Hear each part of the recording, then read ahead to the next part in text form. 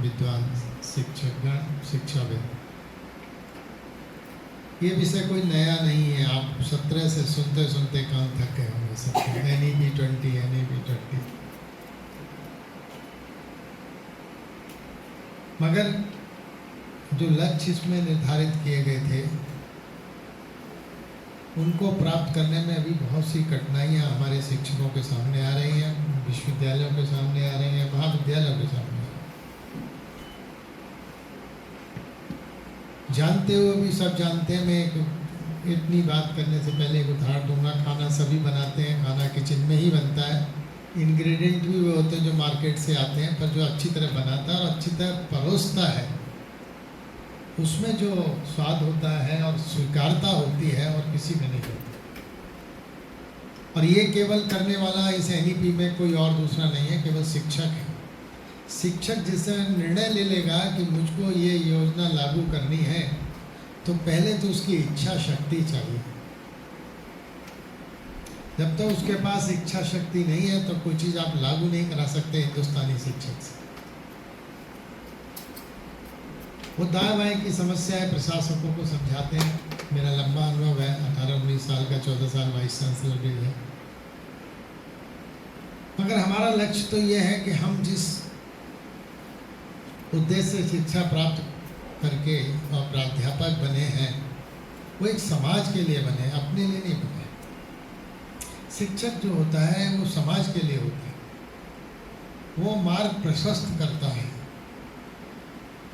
तो क्या हमें वो इच्छा शक्ति है?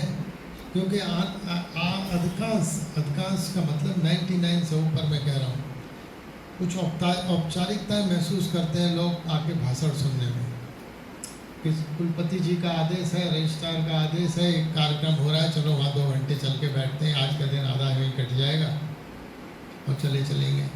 तो मेरा भी यही कहना है, जो आपकी समझ में आए वो अपने साथ ले जाना, बाकी सब यहीं छोड़ जाना। पर जब ले जाओ उसको लागू जरूर करो, चाहे वो 1.01%।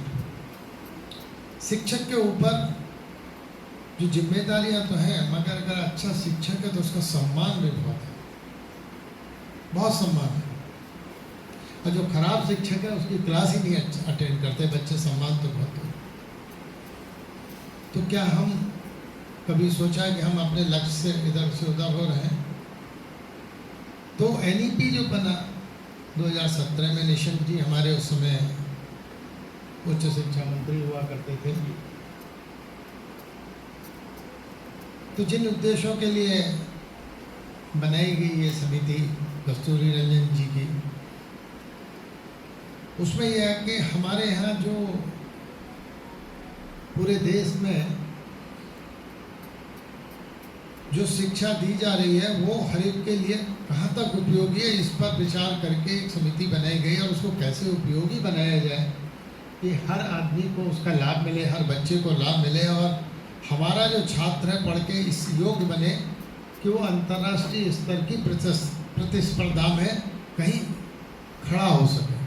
पीछे मूल उद्देश्य यह है कि बच्चे का होलिस्टिक डेवलपमेंट, सर्वांगीण विकास कैसे हो, ऐसी शिक्षा हमको देनी है।